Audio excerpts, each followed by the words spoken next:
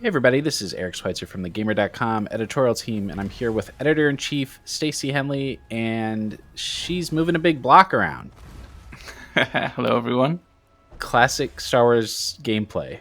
Yeah, there's a lot of maneuvering things with your mind with the Force. It's very Star Warsy. Yeah. So, Stacy, we did a pretty extensive preview a couple weeks ago. Mhm. So maybe we can kind of jump in after that. We saw the first planet, and we kind of had the impression that that was going to be like the big bulk of the game, and then maybe there'd be some smaller sections after that. Is that kind of how it comes together?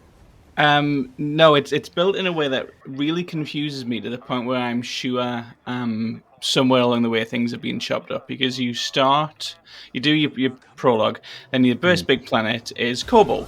That's got Mhm. side quests, it's got people, yada yada yada. Then you go to Jeddah, a different planet, to do another story bit. Then after Jeddah, you go to Kobo again, do some more story stuff.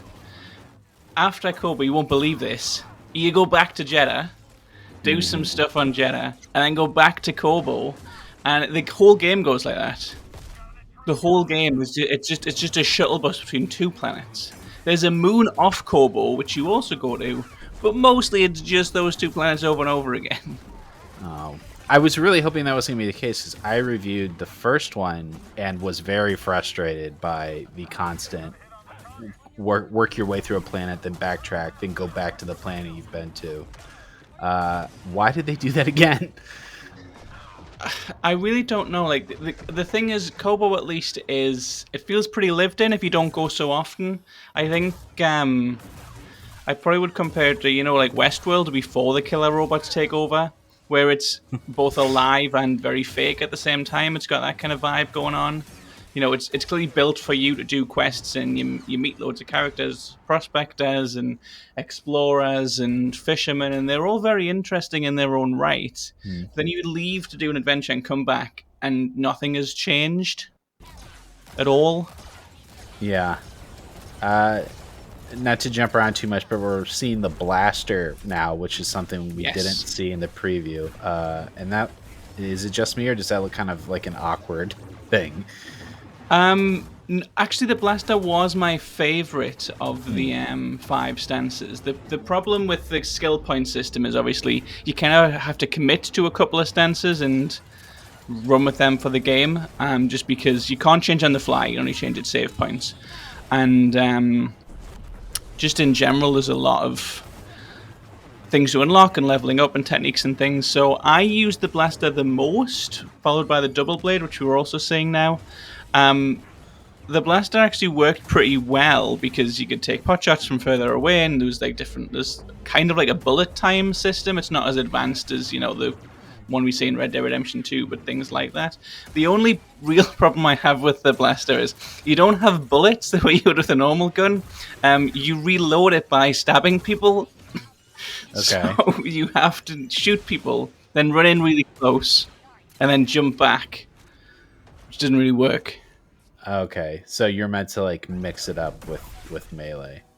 Yeah, but you can't mix it up with your other melee stance. You can't switch to the double blades and go Oh. and use my best. So you have to use the kind of almost rapier-like version of the lightsaber because there's a single stance lightsaber with loads of moves. But because you always have the blaster in the other hand, you're just kind of like fencing. You just kind of like jab the Oh. stick Okay. forward and hit someone a couple of times and then jump back immediately. It sounds like there's some weird choices in this game. Yeah, I would agree. There's just a lot of decisions that have been made where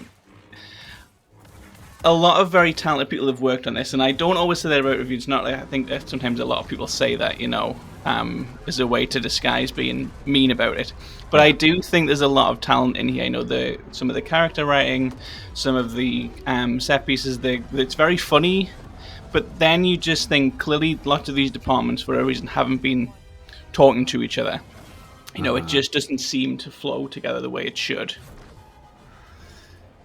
but but we're just sort of average Star Wars fans. Yeah. I mean, isn't this for the Chewbacca heads? There's definitely going to be things like that. I watch the movies. I watch The Mandalorian. The Book of Boba Fett has been on, and I've been in the room, if that kind of counts. I think that's how everybody watched Boba Fett. Yeah, look, there are some moments when you take out a whole room of stormtroopers, and then the John Williams like horn medley comes in. You're like, oh yeah, I am a Jedi. This is cool. But then you finish that room, and it's, do you want to climb a wall for 10 minutes, just like in the movies? It just kind of loses a bit of that. But yeah, there's definitely going to be a sense of, well, I think it's cool. It does Star Warsy things well. There's no like weird de-aged Luke Skywalker who shows up at the end. That's a plus. I'm not going to talk about the ending, but that does I can spoil it. That doesn't happen, I guess. It's not loaded with the movie cameos the way the Disney stuff is, but it's still Star Wars. It's still just have a lightsaber battle, don't turn to the dark side, horn music, the end. But yeah, people who like Star Wars are going to find enough reasons to like this. I wasn't huge on the first one, largely for the technical shortfalls. Is this one feel more polished up? No, it is not. Okay. Um, there are lots of little bugs and glitches and things. We were told when reviewing it that like things would be patched out before the launch, which is pretty standard procedure. I've had that happen with a few games. Sometimes they've even patched it while I've been reviewing it, but it makes it hard to kind of know what's going to be patched out and what isn't. Yeah. Cal runs really strangely when he deflects bullets with his lightsaber. His arms kind of bend backwards in a weird direction. There's lots of bits where I couldn't solve a puzzle, not because I wasn't smart enough to do it, but because just there's not very good signposting, and it's a little bit dark, and there's just a lot of things in it that don't quite work properly. So a little bit of, didn't really feel like motion blur so much as almost like there was a weird ghost of Cal that moved a couple of steps behind him at times, like his shadow was in the wrong place, and Oh yeah. it was pretty noticeable in the photo mode, but also when you were playing it, that there'd be like a second disembodied Cal standing next to him at times. So no, technical performance is not there. It's still very much an issue. Okay. Well, I think the best thing about Fallen Order was the characters and the performance. Is that still this one's strength too? Yeah, absolutely. I mean, a lot of the old cast is back. The Mariner's in it again, Grease is in it again, Sierra's in it again. We do have Bode, who's a new character who's played by Nahasha Dalal, who is best known, I think, to people as, I think he's Charles from Red Dead. Hmm. So the characters are great, but my issue with them is you can, when you're on Jedi, you can take Marin with you. When you're on Kobo, you can take Bode with you, but you can't actually take them on anything that's interesting. You can only take them on very specific story sections where you don't get to choose; they just come along with you. And then halfway through, because obviously Marin can do the whole blink thing where she disappears, and Bode has a jetpack, they just leave you when you're climbing these walls. So they come back for a couple of battles, but then they disappear again. And if you try and explore and do anything interesting, they'll just sit down and say, "I'll wait for you here."